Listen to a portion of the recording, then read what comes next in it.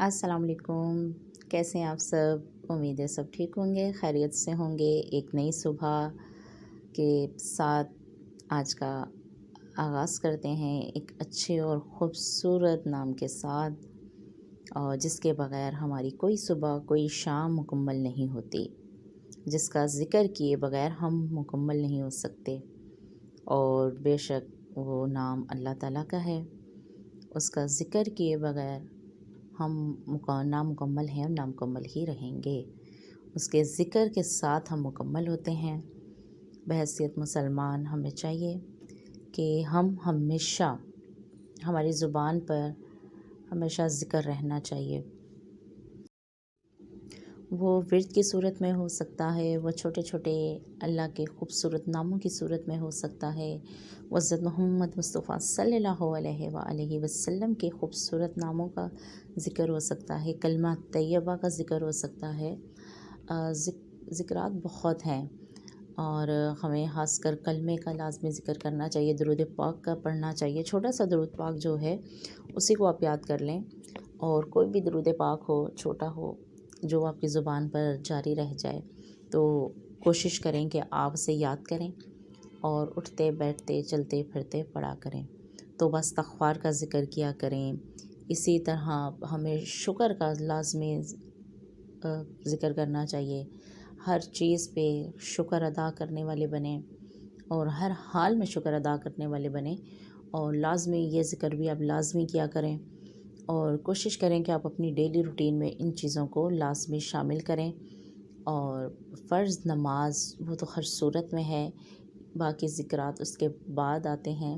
پہلے نماز ہے جو کہ فرض ہے ہم پہ 5 وقت کی، تو کوشش کریں، پابندی کریں۔ جن چیزوں میں آپ پابندی نہیں کر پاتے، کوشش کریں، کوشش کبھی بھی نہیں چھوڑنی چاہیے، کوشش سے آپ بہت کچھ کر سکتے ہیں۔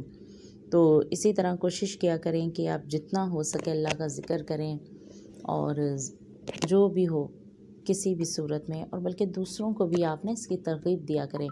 جب آپ خود ان چیزوں میں امپلیمنٹ کرتے ہیں تو پھر یقیناً آپ کی اولاد یا آپ کی فیملی آپ کو دیکھ کر ضرور وہ بھی ان چیزوں میں کرتی ہے امپلیمنٹ۔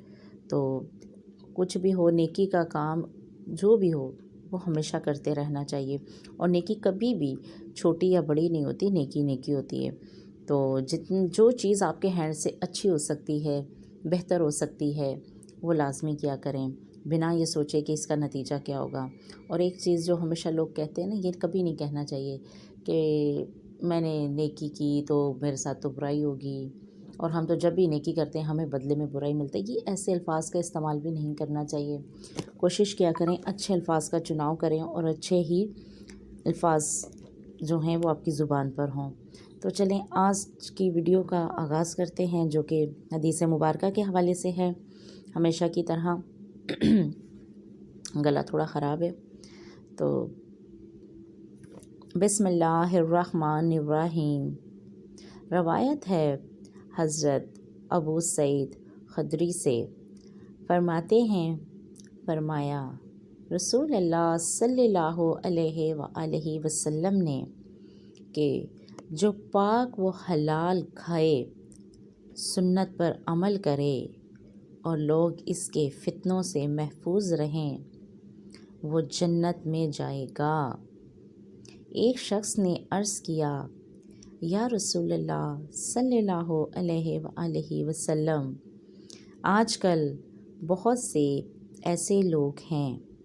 فرمایا میرے بعد والے زمانوں میں بھی ہوں گے۔ اچھا، جو میں نے یہاں پر حدیث مبارکہ آپ کو پڑھ کے سنائی ہے، یہ ترجمہ حدیث تھی، شرح حدیث نہیں تھی۔ تو اگر آپ نے شرح حدیث بھی سننی ہو تو لازمی بتائیے گا، اور اس حدیث کا بھی میں ہمیشہ کی طرح حوالہ نمبر اس میں ایڈ کروں گی، اور میرا پوری ویڈیو میں اکثر وہ چل رہا ہوتا ہے، میں حوالہ نمبر لازمی ایڈ کرتی ہوں تاکہ آپ جائیں، سرچ کریں، دیکھیں اور پڑھیں۔ اور کوئی بھی اسلامی کنٹینٹ ہو تو کوشش کیا کریں آپ اسے سرچ کر کے پھر آگے فارورڈ کریں، کیونکہ اکثر حدیث مبارکہ ہمیں لکھی ہوئی ملتی ہیں، تو کوشش کیا کریں کہ اس میں حوالہ نمبر ہو تو اسے لازمی آپ سرچ کیا کریں۔ ٹھیک ہے، یہ بحیثیت مسلمان کوئی بھی ایسی چیز ہو اس کو سرچ کرنا یا اس کے بارے میں معلومات رکھنا ہمارا فرض ہے۔ تو چلیں اجازت دیجیے گا، دعاؤں میں یاد رکھیے گا، زندگی رہی تو پھر آپ سے ملاقات ہوگی، تب تک کے لیے اللہ حافظ۔